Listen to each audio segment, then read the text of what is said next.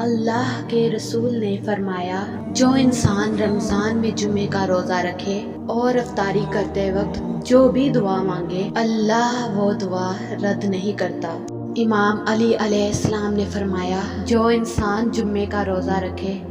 تو جب تک وہ روزہ کھولتا نہیں، فرشتے اس کے لیے استغفار پڑھتے رہتے ہیں، یہاں تک کہ جب وہ روزہ کھولتا ہے تو اس کے سارے گناہ اللہ معاف کر دیتا ہے۔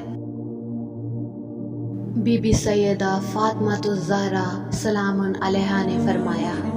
اگر کوئی عورت جمعے کا روزہ رکھ کے گھر میں کام کرے تو اللہ اس عورت پہ دوزخ کی آگ حرام کر دیتا ہے۔ امام حسن علیہ السلام نے فرمایا، اگر کوئی انسان جمعے کا روزہ رکھے اور جمعہ نماز پڑھے، اس وقت اللہ اس کے لیے آسمانوں اور زمینوں کے خزانوں کے دروازے کھول دیتا ہے اور کہتا ہے، اے میرے بندے مانگ، کیا مانگتا ہے؟